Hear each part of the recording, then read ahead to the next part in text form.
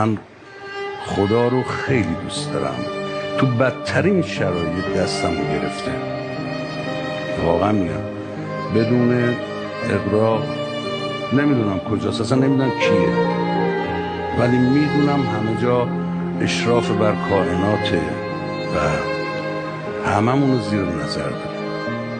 من دوستش دارم و این رفاقته من واقعا میگم با خداست. بعضی موقع یه قهری باد میکنه، بعضی موقع حالتو میگیره، بعضی موقع یه کادو بهت میگی چیکار کردی با من. بره بالا پایینه، مثل رفاقتی که آدما با هم با دارن. خدا میشه رفیق. من خیلی رفیقم، یعنی که حرف میزنیم با هم، حال میکنیم. بعد یه نوعی حرف میزنم که موقع رفیقا میگم مگه میشه اینجوری هم صحبت، میگم آره. بعد من یه جوابی میگیرم، میگه بابا ما یه جور دیگه کلی اونجوری با احترام حرف زدیم، فلان کردیم، فلان کردیم، نشد تو یه کلمه گفتی بابا این کارو بکن دیگه.